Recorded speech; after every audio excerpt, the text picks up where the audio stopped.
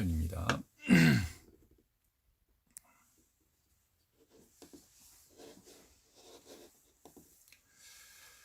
우리가 그 육류를 섭취하기 위해서는 이 수렵과 채집을 통해서 사실은 이제 그 육류와 단백질을 이제 섭취를 할 수 있게 됐던 걸 볼 수 있습니다. 그래서 뭐 그 수렵이라고 하는 부분과 채집에 대한 단어를 볼 때 수렵은 사냥이라고 하는 단어와 똑같은 단어에 똑같은 뜻을 가지고 있어요. 그리고 이제 채집이라고 하는 부분 같은 경우는 어떤 대상을 널리 찾아다니면서 이제 모으는 것을 채집이라고 이야기를 하기 때문에 여기는 단순히 곡류라든지 과일류라든지 뭐 이런 부분도 있지만은 곤충류도 역시 같이 포함이 되어 있는 것을 볼 수 있습니다. 그런데 우리가 먼저 이 육류를 다루기에 앞서서 한번 생각을 해봐야 될 부분이 있는데 그건 뭐냐면 우리가 언제부턴가는 육류를 섭취를 거의 이제 날마다 하고 있고 매 끼니마다 밥상에 이제 육류들이 올라오고 있죠. 그런데 과연 이러한 일들은 언제부터 가능했었으며 이러한 일이 과연 앞으로는 어떤 식으로 발전되어 갈 것이냐 이런 부분을 보기 위해서는 역사적인 부분들도 우리가 확실치는 않지만은 생각을 해봐야 될 필요가 있습니다. 지금 뭐 가설을 꼭 세워서 그 가설대로 그 정확도가 얼마나 될지는 모르겠지만 그래도 여러 가지 책들 속에서 그리고 연구 결과들에 의해서 그런 것들을 보면서 잠깐 말씀을 드리도록 하겠습니다. 제가 지금 말씀드리고 있는 부분은 1억 년 전에 구석기의 사람들은 그 1억 년 전의 사람들은 어떤 음식들을 먹고 살았을까 이제 이런 내용의 부분을 담고 있는 책이 있어서 그 책의 내용의 일부를 번역을 하고 그래서 이제 여러분들에게 말씀을 드리는 겁니다. 자, 첫 번째 보았을 때 과연 사냥을 하면서 먹었다라고 하는 부분들을 단백질 섭취했다라고 하는 부분들을 가설을 추론했었던 부분은 이제 동굴의 벽화들을 보면서 우리가 이제 알 수 있었죠. 그래서 뭐 알탐이나 뭐 동굴 벽화라든지 우리나라에도 이 동굴을 보게 되면 이 선사시대 때 사람들이 동굴에 들어가서 봤을 때 그들의 생활상을 볼 수 있었는데 그 생활상 속에서 보니까 동물들이 그려져 있고 동물들이 있어 사냥하는 모습들이 보이더라고요. 그런 것을 봤을 때 우리의 인류, 우리의 조상들은 동물들을 사냥하면서 그 단백질을 섭취하고 생명 활동을 했었구나라고 하는 것을 알 수 있게 될 수가 있습니다. 그런데 이 구석기, 신석기, 청동기 시대를 거치면서 이 사냥의 방법도 변화될 수밖에 없었어요. 왜냐하면 역부족인 부분들이 굉장히 많이 있었거든요. 그래서 사냥은 뭐 단순한 그 힘을 이용해서 하는 그런 돌멩이를 던지고 돌멩이를 가지고 사용하는 부분에서 더 막강한 그 기능을 지니고 있는 이제 그런 뭐 활이라든지 뭐 도가사를 쏘는 뭐 그런 기구라든지 이런 부분을 발전했는데 이 발전되어질 수밖에 없었던 그 원인을 우리가 찾아보다 보면은 과연 구석기 시대, 신석기 시대 그 시대에 얼마만큼 그 사냥이라고 하는 부분이 활성화돼 있었을까? 그리고 그 사냥을 통해서 도대체 얼마나 많은 사람들이 그리고 어느 정도까지 단백질을 살 수 있었을까라고 하는 부분을 가정해 볼 수가 있는 거거든요. 그래서 뭐 돌멩이를 쓰다가 활을 쓰다가 뭐 여러 가지 도구들을 사용하면서 하다가 결국에는 우리가 그 부분들도 역부족이라 하니까 또 다른 것을 개발을 하고 그랬던 거 아니겠어요? 그래서 뭐 총도 이제 개발을 하게 되어지고 그래서 뭐 여러 가지 이 도구들이 알고 보면은 뭐 전쟁을 치르기 위해서 하기도 했었지만 먹을 것을 얻기 위해서 이제 개발되어 있었고 이 먹을 것을 위해서 개발된 부분을 가지고 전쟁도 있는데 전쟁을 치를 때도 목적이 그냥 전쟁을 해서 어떤 부족을 죽이기 위한 것이 아니라 먹을 것을 약탈하기 위해서 있었던 그런 부분들이 강하거든요. 그래서 이제 그런 부분을 보지만 총을 개발을 하고 난 다음에도 저기 이제 우리 밑에 그림에서 볼 수 있듯이 이 멧돼지 한 마리를 제대로 사냥을 못해 총으로 이제 해도 잡기가 쉽지 않은 일이잖아요. 그러다 보니까 수십 마리, 많게는 수십 마리의 사냥개를 대동해서 이 멧돼지를 잡아나가는 이런 것을 이제 볼 수가 있어요. 그런 것을 보게 된다 한다면 사냥의 기술이 많이 발달되었었지만 사냥이라고 하는 방법을 통해서 동물들을 죽이고 그 동물들을 먹으면서 단백질을 섭취할 수 있었다라고 하는 것은 극히 좀 어려운 일이었을 것이다. 그리고 그때 인구들의 많은 사람들을 다 충족시키기는 굉장히 어려웠을 것이다. 예전에 그 아마존의 눈물이라고 하는 곳에서 그 다큐를 했었죠. 근데 그 다큐의 내용을 보게 되어지면 사냥하기가 만만치가 않아요. 평생을 밀림 속에 살면서 사냥을 했다고 하는데 그들의 사냥 방법은 굉장히 녹록치가 않습니다. 그래서 사냥의 결과도 역시 녹록치 않았었고 그러다 보니까 사냥한 내용 결과물이 별로 없어요. 근데 수십 명이 앉아서 그냥 그 원숭이 한 마리 잡아온 걸 가지고 이게 나눠 먹어야 되는 이런 상황들이 이제 벌어지는 거예요. 그러니까 그들이 배가 부를 수가 없죠. 뭐 그것도 이제 윗사람부터 이제 힘이 센 사람부터 먹다 보니까 힘이 없는 그런 어린아이들이나 아녀자들 같은 여자들 같은 경우는 더 조금밖에 먹을 수 없고 그러다 보니까는 자연스럽게 단백질을 보충할 수 있는 손쉬운 방법, 다른 것을 찾을 수밖에 없는 이제 그런 상황으로 이제 발전할 수밖에 없습니다. 자, 이 그림에서도 보게 되어지면 이렇게 강력하고 날렵하게 대규모로 움직이고 있는 이런 먹음직한 동물들을 과연 정말로 연약한 한 인문학자는 인간은 참 하자가 많은 동물이다라고 이야기를 해요. 왜냐하면 이런 동물들 같은 경우는 태어나가지고 한두 시간 있으면 뛰어다니잖아요. 그런데 인간들은 온갖 정성을 다 기울여가지고 진자리 마른자리 누운지 다 해가지고 막 그렇게 해서 키워도 1년, 2년 돼야 1년이 지나서 못 걷는 경우는 2년까지 가야 제대로 걷기 시작하고 그래도 엄마 아빠 부모들의 등골을 빼먹으면서 거의 20년, 30년까지 의지를 하게 되어지는 부분들이 있다 보니까 인간은 굉장히 하자가 많은 동물이죠. 그런 의미에서 봤을 때. 그런 하자가 많은 그렇게 연약한 그리고 다른 방향의 뭐 예술적이라든지 막 이런 부분을 추구하는 그 인간이 과연 단백질을 섭취하기 위해서 저렇게 강인하고 강력하고 예전에는 이런 동물보다 더 훨씬 더 컸다고 그래요. 그러한 동물들을 과연 사냥하기가 쉬웠을까? 굉장히 녹록지 않았을 거라는 거죠. 그래서 그들의 변화된 사냥 방법을 통해서도 역시 단백질 섭취는 충분히 도움이 되지 않았을 수도 있었을 것이다 라고 하는 부분을 추론을 해볼 수가 있습니다. 그래서 이제 뭐 아마존의 눈물에서도 그렇게 육류를 통해서 섭취가 부족하니까 기어다니는 뭐 그 개미를 뭐 잡아서 먹는다든지 뭐 그 애벌레들을 이제 잡아서 먹는다든지 그래서 그런 것들을 통해 가지고 단백질을 섭취를 하고 있었더라 이거죠. 그리고 참 놀랍게도 이제 또 보시겠지만은 우리가 이 식용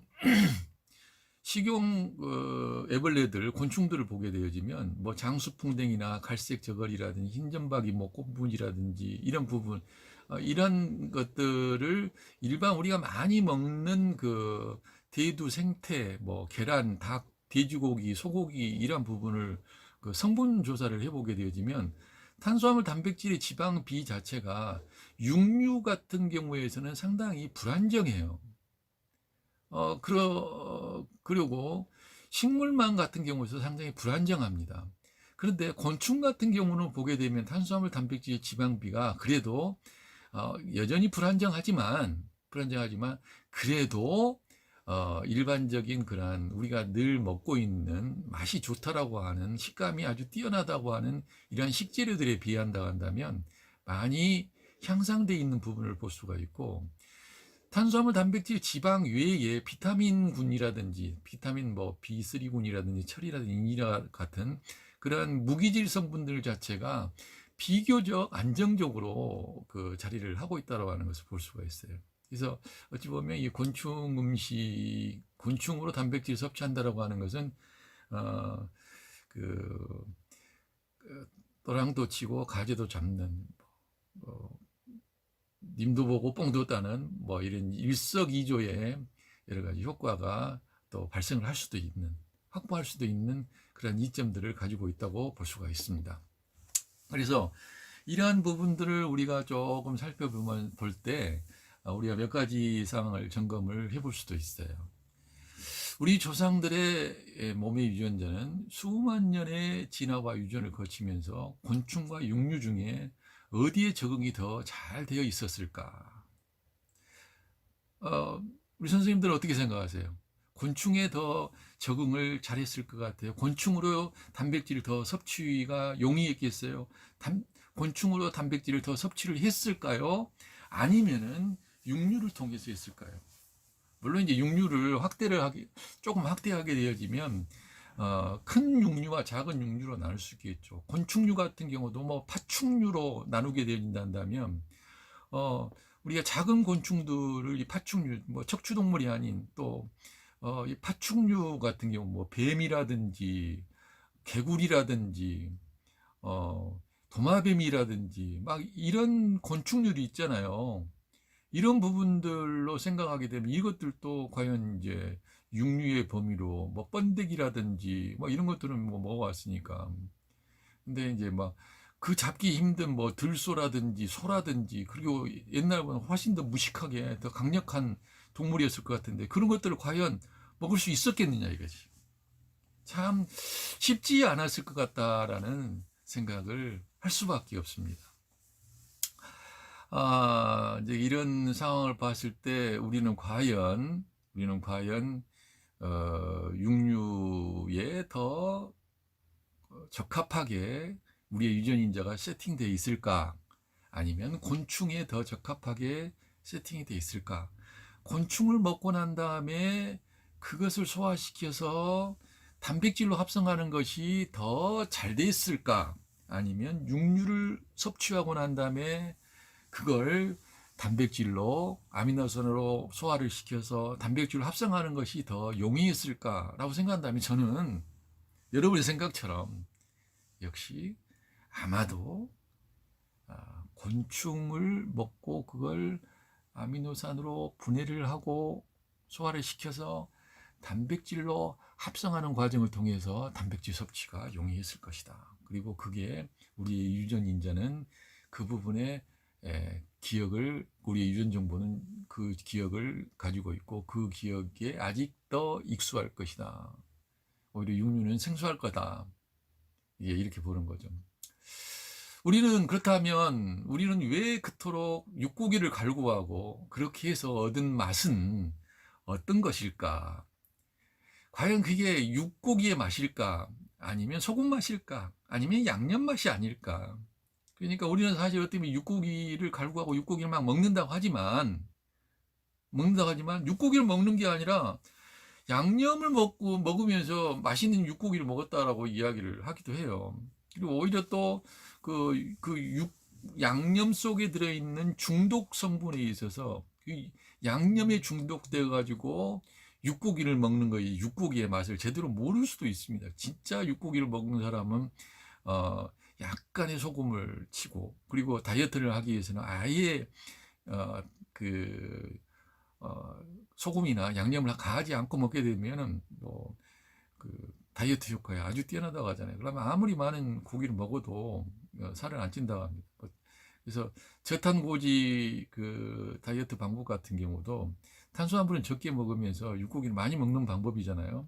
그런데도 불구하고 전혀 그런 것이 큰 문제가 없는 것을 볼 수가 있어요.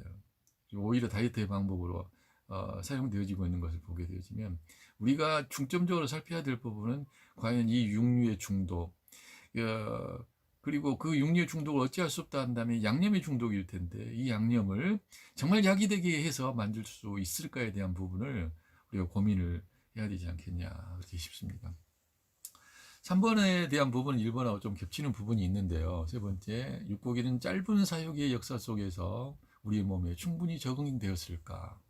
혹 단백질의 섭취량은 높였으나 건강에 더 많은 불이익을 초래하고 있는 것은 아닐까라고 하는 의구심을 우리는 가질 필요가 있습니다. 그래서 거기서부터 출발을 해야 돼요.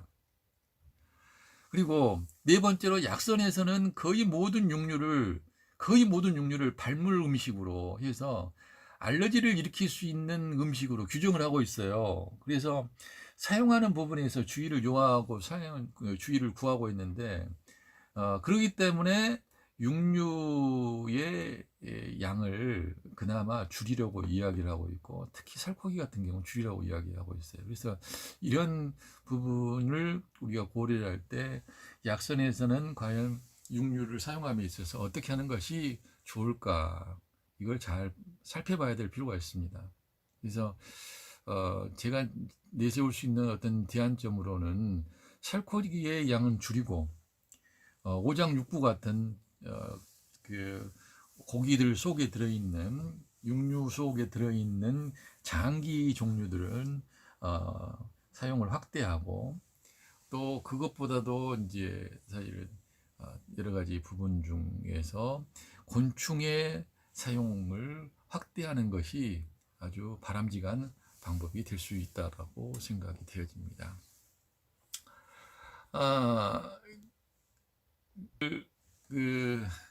느닷없이 오늘 뭐 유전인자 이야기하고 그다음에 육류 섭취가 과연 가능했을까 뭐 이런 이야기를 하고 그랬는데 아무튼 지금부터 본격적으로 그러나 육류에 대한 부분은 육고기를 우리가 늘 보아 오셨듯이 지상부와 음지지상부, 양지지상부와 음지지상부, 그리고 지하부와 양지의 지하부와 음지의 지하부를 이렇게 나눠볼 때 사실 육고기에 대한 부분은 다 양지의 지상부에 있어요. 그러나 이것들을 사용하면서 사실은 여기 있는 영향을 받고 있다고 하기보다는 선지가 자리 잡고 있는 음지 지상부에서 거의 다 사육이 되고 있는 경우가 볼 수가 있어요. 그래서 이 부분은 왜 제가 이렇게 이야기하냐면 상황에 따라서 환경에 따라서 모든 식재료는 사람을 포함해서 모든 식재료는 그 성격과 그 성질과 그 형태의 영향을 받는다라고 하는 것을 어떤 상황이 돼도 잊어서는 안 된다는 이야기예요. 어떤 상황이 돼도 잊어서는 안 돼요. 선생님들 이 부분 굉장히 중요하게 생각하시면서 보셔야 될 내용이기 때문에 제가 다시 이렇게 표현을 하고 있습니다. 그리고 이제 이 부분을 우리가 잠깐 보시면서 좀 그러면 나라별로는 과연 어떨까라고 하는 것을 조금 살펴볼게요. 자, 이 그림을 보시면 세계 지도 제가 좀 작업을 했어요. 세계 지도가 놓여 있고 그 다음에 우리 한국 지도가 놓여 있는데 왜 이 부분을 제가 그림을 보여줬느냐 잠깐 이걸 다시 한번 더 보겠습니다. 아니 그 그래 아니네요. 실수했습니다. 실수했어요. 자, 그러면 소고기를 첫 번째로 하게 될 텐데 소는 과하면 다 똑같은 놈의 소일까? 물론 이제 우리는 지금 한국에서 나오는 한우들만 먹다가 조금 발전되어지면서 한우만 먹었었던 옛날의 시대에 비해서 지금 현재는 외국의 소들도 막 먹거든요. 그리고 외국의 소는 싸니까 또 막 먹기도 하는데 우리나라 소가 방목에서 키우는 것이 아니라 사육을 해서 키우는 것만 해도 사실 상당히 거시기한 게 있는데 이걸 외국에 있는 소를 또 먹는단 말이에요. 우리나라에 사육하는 소의 성격도 양집하는 곳에서 양지에서 방목에서 키웠던 것을 음지에서 이 사육하면서 키운단 말이에요. 유기농 소도 역시 마찬가지예요. 한 마리당 약 300평의 면적 속에서 큰다고 이야기를 하지만 300평 면적의 방목에서 키우느냐? 안 그래요.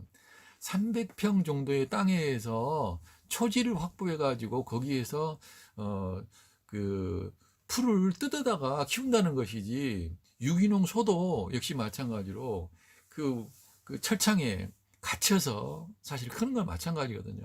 그런 상황인데 우리나라 소도 역시 마찬가지인데 외국의 수입산 소를 만약에 쓴다고 한다면 그의 성질머리는 우리가 잘 분간하기가 어렵습니다. 그래서 일반적인 식재료를 주위 환경을 놓고 구분을 하듯이 우리도 이 부분에 대해서 공부를 해야 될 필요가 있어요. 그리고 이게 단지 이런 노력을 하는 것이 여러분들이 한 번 하고 두 번 하고 거듭해 나가는 그 알아차림을 통해 가지고 그 속에서 여러분의 그 깨달음에, 그리고 그 공부의 깊이에 도달하는 부분이 분명하게 나타나게 될 겁니다. 그래서 이제 예를 든다 한다면 이게 노르딕이라고 하는 곳에서 키우고 있는, 지금 노르웨이 반도에서 크고 있는 소와 이 냉대 기후대에서 살고 있는 시베리아 벌판 같은 데서 크고 있는 소와 이 녹색 포함을 시키고 있는 온대 기후에서 자라고 있는 소와 이 붉은색 기운이 있는 게 열대 기후인데 이 열대 기후에서 크고 있는 소와 여기 지금 그 살색으로 되어 있는 이 살색에 되어 있는 지역, 그 건조기후 사막 같은 곳에서 자라는 소와 어떻게 같을 수 있냐 이거예요. 다 다릅니다. 그러나 우리가 이 부분이 다르니까 이거 먹어서는 안 될 거구나라고 생각하는 것이 아니라 상황을 구분해야 됩니다. 왜냐하면 이 지역 각각의 지역에서 자라고 있는 것은 그 지역과 균형을 맞추면서 크고 있는 거예요. 그 균형을 맞추면서 생존해 오고 있는 겁니다. 조화와 균형을 맞추고 있는 것이죠. 그러니까 이 한대 지방에서 크고 있는 소들은 성질머리가 한량 온열로 따져서 본다고 이야기했을 때 따뜻할 수 있어요. 따뜻하지 못하게 되면 이 한대 지방에서 얼어 뒤져버리죠. 아유, 죄송합니다. 얼어 죽을 수밖에 없어요. 근데 그와 반대로 열대 기후에서 자라고 있는, 열대 기후에서 크고 있는, 그리고 열대 기후에서 방목을 해서 키우고 있는, 열대 기후에서 사육을 하고 있는 소나 소 같은 경우에는 뜨거운 지역이기 때문에 그 성질이 차갑지 않으면 견뎌낼 수 없을 거 아니에요. 역시 죽습니다. 죽을 수밖에 없어요. 그러니까 이 온대 지방에서 사계절을 경험했었던 그 소들과 극단적인 한대 지방과 한대 지방, 냉대 지방과 한대 지방과 그 다음에 이 열대 지방에서 자란 것들은 각각의 차이가 있는 거죠. 그러니까 예를 든다면 만약에 몸이 항상 차가운 사람이라 한다면 수입 쇠고기를 먹는다고 봤을 때 어떻게 본다 한다면 한대 지방 시베리아 같은 데서 수입한 것을 먹는 게 더 좋아요. 노르웨이에서 수입한 것이 더 좋아요. 그러나 몸이 뜨거운 사람이라 한다면 아프리카나 이런 동남아시아에서 수입한 소고기를 먹는 것이 더 나을 수가 있죠.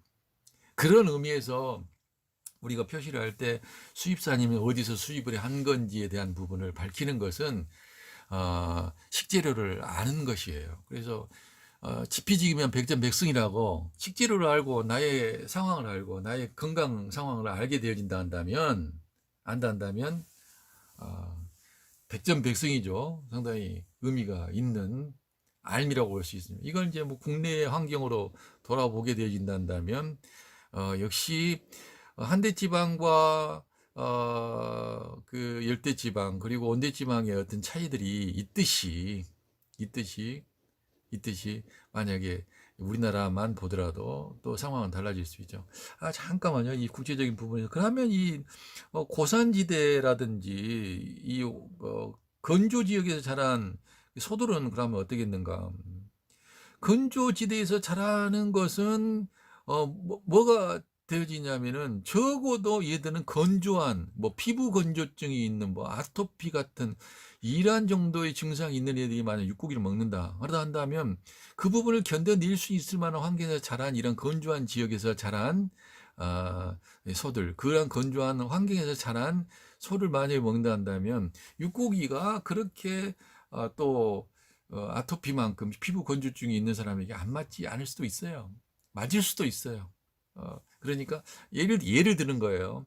그러니까 이런 건조한 지역 사막 같은 데 근처에서 자란 소 같은 경우는 피부가 건조한 사람들에게 더 맞는 것일 수가 있고 몸이 차가운 사람은 한대 지방에서 자라는 것들, 몸이 뜨거운 사람은 열대 지방 같은 데서 자라는 것. 그냥 뭐 평이한 사람들이라 하더니 건강한 사람들이라 한다면 일반적인 사람이라 한다면 우리나라가 온대 지방이니까 온대 지방에서 자란 것들을 수입하는 것이 맞겠다. 근데 제가 미국을 빼버렸어요. 하도 미국이 갑질을 하니까 그리고 좀저 대통령이 좀 마음에 안 들어서 제가 임의적으로 제가 빼긴 뺐는데 상당히 좀 그러긴 합니다.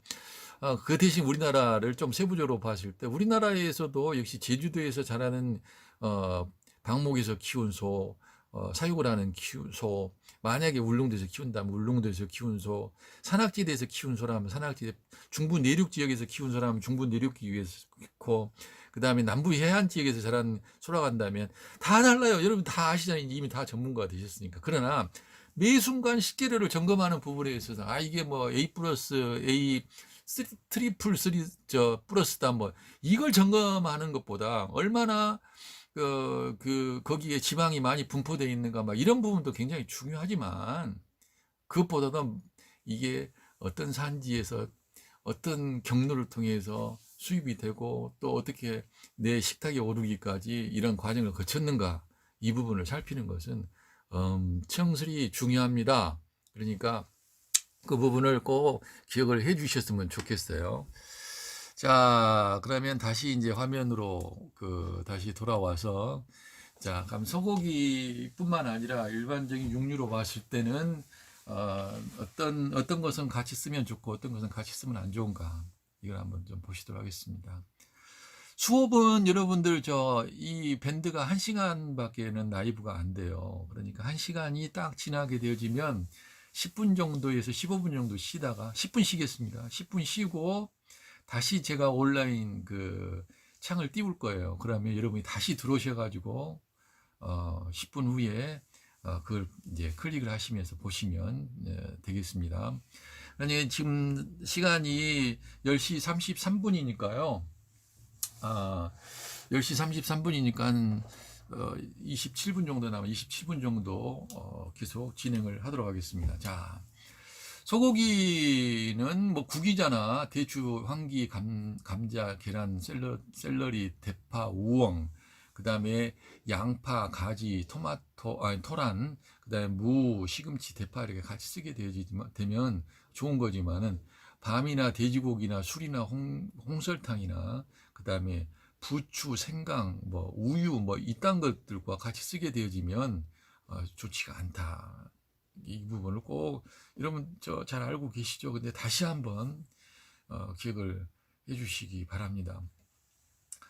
가장 안정적으로 지금 육고기 중에서 봤을 때 많이 쓰는 것을 보게 되면 쓸 때 가장 좋은 것은 구기자나 양파나 마늘이나 파나 이런 것들 대파들 종류들은 뭐 콩나물이라든지 이런 것들은 상당히 괜찮아요.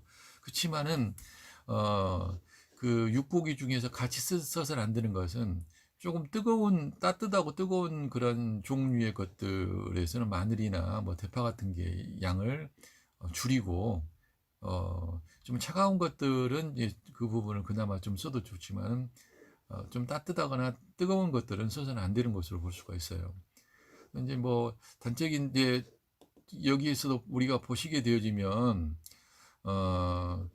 그 육류에 대한 부분에서 뭐 어떤 것이 따뜻하고 어떤 것이 차가운가 이를 보면은 일반적으로 오골계, 거위, 비둘기, 메추라기, 뭐 멧돼지고기, 선지 이 부분은 평하다고 나와 있어요. 나와 있지만 뭐 메추라기 같은 경우는 뜨겁기도 하고 따뜻하다고도 이야기를 해요.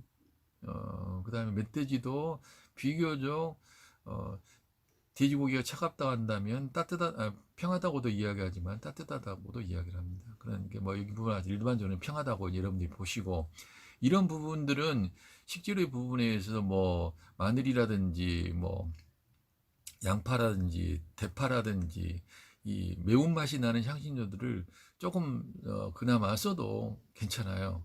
그렇지만 이 따뜻한 성질을 갖고 있는 뭐 그 닭고기, 참새, 개고기 뭐 이런 데는 마늘이나 양파나 대파나 막 이런 것들 쓰는 건 부적합합니다. 왜? 뜨거운 것에서 더 불질르는 거나 마찬가지거든요. 그렇기 때문에 그런 거고 돼지고기나 소고기, 오리고기, 토끼고기 같은 경우에는 좀 뜨거운 향신료들이 들어가도 됩니다. 왜? 조화 균형을 맞추는 거예요. 밸런스 맞추는 거예요. 음양의 밸런스를 맞추는 작업이 이 양념을 통해서 이루어지는 겁니다. 만약에 지금 현재 이 일본에서도 15번까지 고기가 주 재료라고 한다면 부재료가 양념이 들어가게 될 거 아닙니까? 양념, 부재료와 양념이 이제 포함되는데 부재료와 양념을 통해 가지고 이 식재료들의 밸런스를 맞춰 나간다고 볼 수가 있습니다. 자, 이제 이쯤 하게 되어지면 여러분들이 이제 이 고기들에 대한 부분들을 하나하나씩 이제 강론으로 우리가 살펴볼 필요가 있겠습니다.